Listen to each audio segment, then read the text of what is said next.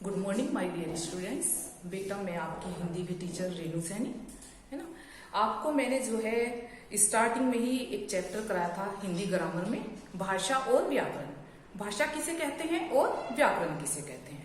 सबसे पहले जो है हम भाषा को समझेंगे कि भाषा किसे कहते हैं। भाषा वह रूप है जिसमें हम अपने विचार प्रकट करते हैं और दूसरों के सुनते हैं, तो उसे हम भाषा कहते हैं। लेकिन भाषा जो है वो दो प्रकार की होती है, लिखित भाषा और मौखिक भाषा। मौखिक भाषा वह होती है जिसमें जो है हम अपने विचार मुंह से बोलकर प्रकट करते हैं और दूसरों के सुनते हैं, उसे हम मौखिक भाषा कहते हैं। और लिखित भाषा जिसमें हम अपने विचार लिखकर प्रकट करते हैं, उसे हम लिखित भाषा कहते हैं। फिर है हमारा दूसरा व्याकरण, यानी कि व्याकरण किसे कहते हैं। व्याकरण जो है भाषा का वह शास्त्र है या वह शस्त्र है जिसके माध्यम से जो है हम अपनी भाषा को शुद्ध बोलते हैं। क्लियर बेटा। आज हमारा जो है चैप्टर सेकंड है ना, वर्ण विचार, कि वर्ण विचार किसे कहते हैं। देखिए यहाँ आज हमारा हिंदी ग्रामर में चैप्टर 2 है वर्ण विचार। सबसे पहले हम समझेंगे कि वर्ण विचार किसे कहते हैं। वर्णों का क्रमबद्ध एवं व्यवस्थित, क्रमबद्ध यानी कि जो क्रम से लिखा हुआ हो, और व्यवस्थित यानी कि जो बिल्कुल एकदम एक साथ हो, रूप वर्णमाला कहलाता है। ये हमारा वर्णमाला हो गया है। फिर है वर्णों के कितने भेद होते हैं। वर्णों के 2 भेद होते हैं, यानी कि 2 भाग होते हैं, फर्स्ट स्वर और सेकंड व्यंजन।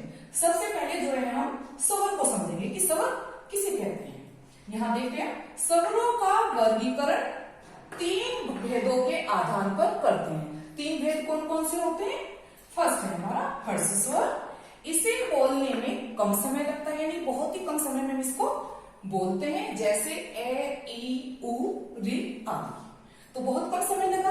फिर हमारा सेकंड है दीर्घ स्वर, यानी कि इसको बोलने में थोड़ा ज्यादा समय लगता है, यानी कि अधिक समय लगता है। इनको बोलने में यानी कि दुगना समय लगता है, जैसे आ थोड़ा हमने खींचा, बड़ी ई थोड़ा और खींचा, है ना, बड़ा उ ए और ऐ ओ अ, तो इन्हें बोलने में हमें थोड़ा जो है हर्ष स्वर से अधिक समय लगा। फिर हमारा थर्ड आता है प्लुत स्वर, यानी कि इन्हें बोलने में अधिक समय लगता है, यानी इन्हें बोलने में 3 गुना समय लगता है। हर्ष स्वर को बोलने में बहुत कम समय लगता है, दीर्घ स्वर को बोलने में उससे थोड़ा अधिक समय लगता है, और प्लुत स्वरों को बोलने में उससे मतलब 3 गुना अधिक समय लगता है, जैसे ओम 3 ओम सुनो। तो जो है ये हमारा हो गया है स्वर। अब स्वरों के बाद में आता है हमारा व्यंजन। क्लियर। अब हमारा आता है सेकंड नंबर पर व्यंजन। व्यंजन किसे कहते हैं। जिन वर्णों के उच्चारण में हवा मुंह के किसी भाग से टकराकर बाहर निकलती है, वे व्यंजन कहलाते हैं। यानी कि जब भी हम व्यंजन यानी व्यंजन जो है थोड़े बड़े, उनको जो है लंबा खींचते हैं हम, तो तब बोले जाते हैं। जब भी हम उनको बोलते हैं तो हवा जो है हमारे मुंह के किसी भाग से, यानी कि तालू से या टंग से, जीवा हमारी दोनों साइड कहीं भी घूम करके जो है टकराती है, तो जो है जब भी हम बोलते हैं तो उससे जो है हवा, हमारे अंदर की जो हवा होती है वो बाहर निकलती है, तो हम उसे क्या बोलते हैं, व्यंजन बोलते हैं। व्यंजनों का उच्चारण हम स्वरों की सहायता से करते हैं। स्वरों की सहायता से करते हैं। स्वर हमारे कौन कौन से 11 स्वर होते हैं। ए आ ई उ री ए ऐ ओ औ अं अ, है ना, ये हमारे स्वर है। लेकिन जब हम इनको बोलते हैं तो जैसे हमारा यहाँ व्यंजन क, तो क में से जैसे हम बोलेंगे क, तो ए की आवाज आ रही है, तो ये हमारा स्वर हो गया। जब हम इसको अलग लिखेंगे तो इसको नीचे हलंत लगा करके तब लिखेंगे क, आ की आवाज आई है, तो ये हमारा सिंपल क हो गया। फिर है ख, इसमें से भी हमारी अ की आवाज आ रही है। ऐसे ही हमारे बहुत सारे जो है व्यंजन है जिनको हम बोलते हैं तो जो है अ की ही आवाज होती है। जैसे मां शब्द ले लो, तो इसमें से भी अ की ही आवाज आ रही है। ठीक है बेटा। अब हम इन सब को, पूरे चैप्टर को जो है एक बार अपनी बुक की रीडिंग के माध्यम से समझेंगे। चलिए। जैसा कि बेटा मैंने अभी आपको जो है वर्ण विचार समझाया है ना, कि वर्ण किसे कहते हैं, फिर स्वर समझाया है ना, और उसके बाद में जो है फिर हमारा जो है स्वरों के मात्रा चिन्ह और उनके प्रयोग। तो जैसे यहाँ दिया हुआ है स्वर अ, इसकी कोई मात्रा चिन्ह नहीं होती, है ना। फिर है आ, तो इसका एक डंडा होता है, ये व्यंजन में आ जाता है, जैसे का प्लस आ यानी कि का। छोटी ई, तो इसकी मात्रा आप जानते हैं, बड़ी ई ये भी आप अच्छे से जानते हैं। तो इनकी मात्रा है बेटे ये यहाँ लगी हुई है, जो भी यहाँ जैसा भी जो है स्वर है वैसे ही उसकी यहाँ मात्रा है। अब जो है यहाँ है कि यह भी जाने, अब रे में ऊ, छोटा ऊ बड़ा ऊ की मात्रा नीचे नहीं बीच में लगती है। कुछ बच्चे क्या करते हैं, जैसे रे लिखते हैं, यदि रू है तो बेटा वो मात्रा कभी तो यहाँ लगाते हैं, है ना, या फिर यहाँ लगाते हैं, लेकिन ये गलत है। ये हमारा क्या है, गलत। मात्रा हमारी कहाँ लगती है, पीछे लगती है। रह के जो है कभी भी नीचे की साइड में मात्रा नहीं लगती है। देखो यहाँ जो है ये दिया हुआ है ना। फिर है अयोगवाह, आ अह को अयोगवाह इसलिए कहा जाता है, यानी कि जो ये दोनों स्वर हैं हमारे, इनको अयोगवाह इसलिए कहा जाता है क्योंकि ये न तो स्वर हैं और न ही ये व्यंजन है। इनका प्रयोग हमेशा स्वर के साथ मात्रा के रूप में किया जाता है। संस्कृत में आपने देखा होगा है ना, ऊपर हम जो है बिंदी लगा देते हैं, जैसे हम पराये वर्ड लिखते हैं, है ना, पराये में ये आ जाता है। लेकिन संस्कृत में अधिकतर जो है इनका हम प्रयोग करते हैं। तो इन्हें जो है हम किससे पुकारते हैं, इनको हम अनुस्वार तथा विसर्ग के नाम से पुकारते हैं। अनुस्वार तो हो गया ये ऊपर जो हमारी बिंदी है, जो डॉट है ना, और विसर्ग हो गए हमारे पीछे। क्लियर। अब बेटा हमारा यहाँ देखते हैं अनुस्वार और अनुनासिक। अनुस्वार में जो है बिंदी अभी हमने आपको ऊपर बताई है। अब देखिए, इससे पहले स्वर का उच्चारण होता है और बाद में नासिक के ध्वनि का, जैसे दंत, अंत, पंथ, है ना, आदि। फिर है अनुनासिक, इसमें जो है बेटा हम चंद्रबिंदु लगाते हैं। देखो चंद्रबिंदु लगा हुआ है यहाँ पर। जैसे आ आदि स्वरों में अनुनासिकता को प्रकट करने के लिए चंद्रबिंदु का प्रयोग करते हैं। जब शिरोरेखा के ऊपर मात्रा लगती है, शिरोरेखा क्या होती है, शिरोरेखा हमारी ये होती है। जैसे हम कोई शब्द लिखते हैं तो हम ये लगाते हैं, जैसे हमने माँ लिखा तो हमने ये शिरोरेखा लगा दी, है ना। तो सुविधा के लिए चंद्रबिंदु की जगह मात्र बिंदु का प्रयोग करते हैं, जैसे मैं, हैं आदि। अब है विसर्ग, अभी जो मैंने आपको पीछे बताया है। विसर्ग का उच्चारण अह के रूप में होता है। यही तो बोलते हैं कि अह, कोई भी वर्ड बोलते हैं तो उसके पीछे बोलते हैं कि विसर्ग लगा लो, तो अह की आवाज आती है। जैसे परातः, हा की आवाज आई, फिर पराये, अतः। क्लियर। अब ये हमारा यहाँ व्यंजन मैं आपको बता रही थी, व्यंजन मैंने आपको ब्लैक बोर्ड पे भी समझाया है। तो व्यंजन बेटा हमारे ये सब होते हैं, का से लेकर के और फा तक।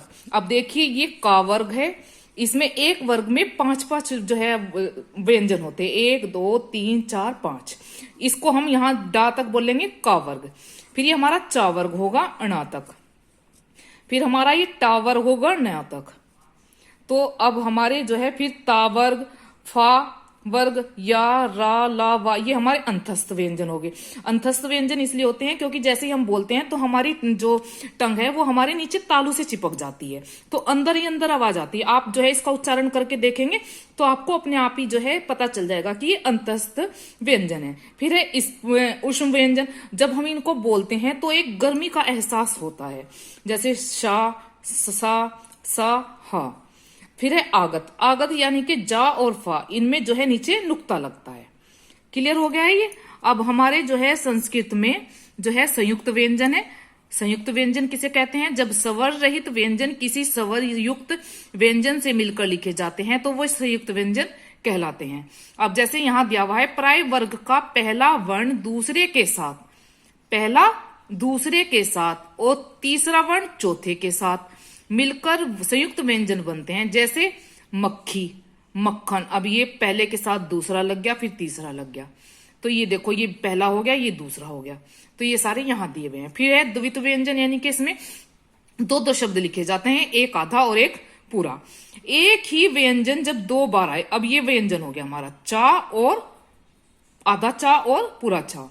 अब है पहला स्वर रहित, अब ये तो स्वर रहित, और ये जो बीच वाला है क्योंकि हमारा पूरा वर्ड नहीं है, तो जो है दूसरा स्वर युक्त, ये द्वित व्यंजन कहलाते हैं। यानी कि पहला जो आधा होगा वो बिना स्वर के होगा, और जो बाद वाला होगा वो जो है क्या होगा, वो स्वर युक्त होगा।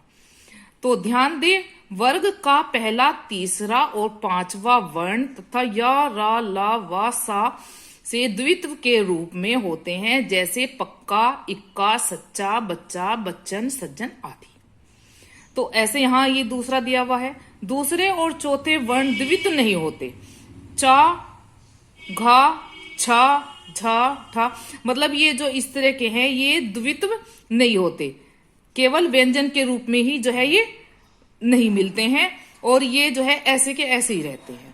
अब जैसे संयुक्त व्यंजन यहाँ दिए हुए हैं, कुछ व्यंजनों को मिलाकर लिखने से वे नए रूप में आ जाते हैं, उन्हें संयुक्त अक्षर कहते हैं। जैसे का नीचे हलंत प्लस 66 कोण, तो बेटा ये हमारा क्षत्रिय बन जाएगा। अब जैसे ता, हम त्रय शब्द बोलते हैं तो ता हलंत लगाएंगे, फिर रा, ये हमारे क्या होते हैं, ये हमारे संयुक्त अक्षर हैं।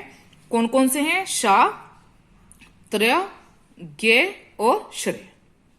अब रे का प्रयोग, रे का प्रयोग आपने देखा होगा कि जो है ना, रे का प्रयोग बेटा हम कई बार ऐसे ऊपर भी लिखते हैं, फिर नीचे ऐसे जैसे पै लिखा ऐसे रे बना दिया, हम कई बार ऐसे भी लिखते हैं, है ना। तो यहां देखते हैं, जब रे मात्रा रहित रे हो तो व्यंजन के ऊपर र, यानी कि ऊपर की तरफ के रूप में लिखा जाता है। जैसे वर्ण ऊपर दे दिया, धर्म, कर्म, दर्पण, तर्क आदि। यह जिस व्यंजन के ऊपर लिखा जाता है उसे पहले बोला जाता है। अब जैसे हमने जो है आपका वर्ण शब्द ले लिया, तो वर्ण में जो है हम वे, अब फिर रे आएगा, न आएगा, तो इसके फर्स्ट वाले के हम इसको बाद बोलेंगे, इसके बाद नहीं बोलेंगे अणे के। क्लियर? अब हमारा जो है यहां पर ये पूरा जो है बेटा, ये आगत ध्वनियां आ गई हैं। अब इसमें आगत में भी जो है यही है, अंग्रेजी भाषा से आए शब्दों का आ का उच्चारण हिंदी में आ से भिन्न होता है। यह आ तथा ओ के मध्य का प्रतीत होता है, मतलब उसके जैसा लगता है। अतः इन शब्दों के ऊपर, जैसे ये एक डंडा यहाँ लगा हुआ है और ये इसके ऊपर ऐसे लगा, क्लियर? जैसे अधिकतर शब्द जो है हमारे कहाँ मिलते हैं, ये वाले आगत वाले, जैसे doll, ball, doctor, college, clear? ये देखो ऊपर लगे हुए हैं। फिर अब जो है हिंदी में अरबी, फारसी, उर्दू, अंग्रेजी के शब्द लगातार प्रवेश कर रहे हैं, है ना। उनका उच्चारण हिंदी में ध्वनियों से अलग है। व्यंजनों के नीचे एक बिंदु लगाया जाता है, इसे क्या कहते हैं? इसे हम नुक्ता कहते हैं। जैसा आपने देखा होगा कई बार ये बिंदी सी लगी हुई होती है, अधिकतर जय शब्द के नीचे, फार शब्द के नीचे ये एक डॉट सी लगी हुई होती है, तो ये क्या होती है हमारी, इसको हम नुक्ता बोलते हैं। जैसे जमाना यहां दिया हुआ है देखो, फिर जमा, फसल, यहां फल, फन, है ना। तो ये हमारे ये शब्द कहां से आए हुए हैं? ये हमारे अरबी, फारसी, उर्दू, अंग्रेजी से आए हुए हैं, तो इसलिए इनके नीचे ये नुक्ता लगता है। अब बेटा हमारा वर्ण विच्छेद, वैसे ये संधि की तरह है, लेकिन संधि में क्या है कि हम पूरा एक जो है शब्द लिखते हैं और जो है उसको हम बीच में से कट करते हैं, लेकिन यहां हम क्या करेंगे, एक एक शब्द को अलग करेंगे। पहले समझ लेते हैं, अपने वर्णों, स्वरों और व्यंजनों के प्रयोग को साझा। यदि हम किसी शब्द वर्णों से अलग करके लिखते हैं तो उसे क्या कहते हैं? वर्ण विच्छेद कहते हैं। जैसे पाठक वर्ड है, पे नीचे हलंत प्लस आ, ये हमारा आ है, इसको हम यहाँ अलग कर दिया है। फिर प्लस ठा, नीचे हलंत जरूर लगाएंगे, ये रहा। फिर ए की आवाज आ रही है, फिर क में नीचे हलंत लगाएंगे और फिर ए लिखेंगे। एक एक शब्द को अलग करेंगे और देखेंगे किसकी आवाज आ रही है, आ की आ रही है, ई की आ रही है या ऊ की आ रही है, तो उसको हम वैसे ही उसके बाद लिखते चले जाएंगे। और जो भी शब्द लिखेंगे हम जो है उसके नीचे हलंत जरूर लगाएंगे। क्लियर? अब यहाँ हमारे जो है बेटा इसके जो है एक बार ये है कि फिर से हम पूरा अपना चैप्टर दोहराएंगे। जैसे सबसे छोटी मौखिक ध्वनि के लिखित रूप को वर्ण कहते हैं। सबसे छोटी मौखिक ध्वनि, ध्वनि होती है आवाज, यानी कि जो हम बोलते हैं, और जब हम उसे लिखते हैं तो उसको क्या कहते हैं? वर्ण कहते हैं। वर्णों के क्रमबद्ध एवं व्यवस्थित रूप को वर्णमाला कहते हैं। वर्ण के दो भेद होते हैं, स्वर और व्यंजन। स्वरों का उच्चारण बिना किसी रुकावट के होता है, व्यंजनों का उच्चारण स्वरों की सहायता से होता है। रा में ऊ, औ की मात्रा मध्य में लगाई जाती है। मध्य का अर्थ होता है बीच, है ना, जैसे ये यहां लगी हुई है। फिर है रा के संयुक्त रूप कौन कौन से हैं ये देखते हैं, ये इसके संयुक्त रूप हैं। फिर है वर्णों को अलग अलग करके लिखना वर्ण विच्छेद कहलाता है। अब ये चैप्टर हमारा यहाँ कंप्लीट हो गया है। एक बार आप इसकी रीडिंग बहुत अच्छे से लगाएंगे। अब बेटा इसके क्वेश्चन आंसर्स जो भी हैं और एक्सरसाइज वगैरह जो भी हैं, ये एक्सरसाइज वगैरह हैं इसके, है ना। एक बार जो है ना मैं इनको जैसे ही आपको पीडीएफ दूंगी तो उसमें इनको समझा करके मैं आपको बताऊंगी। क्लियर बेटा? लेकिन फिर भी आप एक बार इसको अच्छे से देख लीजिए, है ना। पूरी एक्सरसाइज मैंने यहाँ की हुई है, तो मैं आपको बताऊंगी कि कौन सी एक्सरसाइज आपको बुक में करनी है और कौन सी नोटबुक में करनी है। क्लियर? लेकिन फिर भी चलो मैं आपको थोड़ा यहाँ जो है जैसे ये क्वेश्चन है इसके, मैं इनको लिख करके दूंगी आपको पीडीएफ में। ध्वनि तथा वर्ण में क्या अंतर है? ध्वनि और वर्ण में अंतर बताना है। संयुक्त अक्षर कितने होते हैं? अनुनासिकता प्रकट करने के लिए शिरोरेखा के ऊपर कब बिंदु तथा कब चंद्र बिंदु का प्रयोग किया जाता है? आगत वर्णों के नाम बताइए। ये क्वेश्चन हो गए हैं। ये जो है आपको नोटबुक में ही करने हैं। क्लियर? Question clear? अब यहां देखते हैं, यहां फिल इन द ब्लैंक्स है बेटा। भाषा की सबसे छोटी मौखिक ध्वनि के लिखित रूप को वर्ण कहते हैं। स्वतंत्र रूप से उच्चारित वर्ण स्वर होते हैं। व्यंजन के 3 भेद हैं, स्पर्श, अंतस्तः तथा ऊष्म। ये व्यंजन के भेद हैं बेटा। कभी आप इसको कुछ और समझो। अ तथा अह अयोग वह कहलाते हैं। जिन वर्णों के उच्चारण में हर्षों में दुगना समय लगे उन्हें दीर्घ स्वर कहते हैं, और 3 गुना लगे तो उन्हें प्लुप्त स्वर कहते हैं। चलिए अब नीचे एक्सरसाइज दी हुई है। निम्नलिखित संयुक्त अक्षरों का प्रयोग करते हुए 3-3 शब्द। अब इनसे 3-3 शब्द बनाने हैं, लेकिन यहां मैंने 2-2 शब्द बनाए हैं, है ना। तो आप यहां इसकी 3-3 की जगह आप 2-2 ही लिखेंगे। जैसे कक्षा, अक्षय, फिर ये त्रय, पत्र, मित्र, ज्ञ, ज्ञान, विज्ञान, श्रेय, श्रम और श्रमिक। अब एक्सरसाइज नंबर 3, द्वित व्यंजनों से 2-2 शब्द। अब द्वित व्यंजन कौन से होते हैं? जो 2 होते हैं, एक आधा और एक पूरा। पक्का, तो यहां भी पक्का लिखा हुआ है, तो आप यहां इसको जो है, अब नीचे दिया हुआ है चा चा, तो इसको आप यहां पर कच्चा भी कर सकते हैं। ये कै वर्ड है, तो इसका जो है आप दूसरा वर्ड लिख सकते हैं यहां पर। फिर है चे यानी कि बच्चा और कच्चा, जा सज्जन, झरझर, ये झा वर्ड है। डबल टा पट्टी और मिट्टी, डा उज्जड़ और हड्डी, ता उत्तर और पत्ता, दा उद्देश्य और गद्दी। क्लियर? अब यहाँ ये वही हैं जो मैंने आपको बताए हैं कि वर्ण विच्छेद कैसे करते हैं। तो ये एक्सरसाइज मैंने यहाँ पूरी की हुई है, आप ये वाली नोटबुक में करेंगे, और ये फिल इन द ब्लैंक्स भी आप नोटबुक में ही करेंगे। ये आप अपनी बुक में करेंगे, और ये नीचे वाली भी आप अपनी बुक में ही करेंगे। क्लियर? अब यहां हमारी एक्सरसाइज नंबर 5 आती है, ये भी आप अपनी बुक में ही करेंगे बेटा। ये देखो, ये पूरा शब्द जो है ना, ये जो है पूरा एक शब्द बना करके हमें यहां लिखता है। ठीक है? ये इसी तरह से है। पहले तो वहां हमने वर्णों सहित लिखा था, मतलब अलग अलग करके वर्ण विच्छेद करके, और यहाँ अब हम इसको बिना विच्छेद किए हुए पूरा लिखेंगे। ये एक्सरसाइज मैंने कट की है यहाँ पर। फिर ये रा तथा रू से 3-3 शब्द। अब ये मैंने दोनों के यहाँ लिखे हुए हैं, इसको भी आप अपनी बुक में ही करेंगे। अब एक्सरसाइज नंबर 8, ये मैंने आपको HW में दी है, इसको आप अपने आप करेंगे। ये एक्सरसाइज हमें कैसे करनी है? जैसे ये दिया हुआ है, वर्णमाला के क्रम से इन शब्दों को लिखिए। वर्णमाला में जैसे हमारा फर्स्ट वर्ण है आ, तो ये रहा अलमारी, फिर अचार, तो ऐसे छांट के लिखना। फिर आ आता है आम, आटा, है ना। फिर उसके बाद में क्या आता है हमारा, फिर इसमें ई ऊ कुछ नहीं दिया हुआ है, ए दिया हुआ है, तो एक आ गया। तो जैसे जैसे जैसे ए आ, छोटी, छोटा ऊ, बड़ा ऊ, इस तरह होते हैं ना क्रम में वर्णमाला में, तो बेटा आपको उसी से ही यहां से छांट करके यहां पर लिखने हैं। पीछे से देख लेना यदि आपको वर्णमाला नहीं आती है। क्लियर बेटा? अब ये हमारी एक्सरसाइज पूरी हो गई है। एक एक्सरसाइज हमारी ये लास्ट है 9 वाली, ये भी आप अपनी बुक में ही करेंगे। इसमें जो है बेटा आपको अनुस्वार बिंदी और अनुनासिक यानी कि चंद्र बिंदु लगाना है। ये सारे मैंने यहाँ ऑलरेडी किए हुए हैं, इसको भी आप अपनी बुक में ही करेंगे। आप जो है पहले वीडियो अच्छी तरह से बेटा देखना और समझना, उसके बाद यदि कोई चीज आपको समझ नहीं आती है तो आप मुझसे पूछना, और इसकी जो है ना मैं क्वेश्चन आंसर्स की फिर भी मैं आपको एक बार PDF बना करके दूंगी। क्लियर? ओके बेटा, थैंक यू बेटा।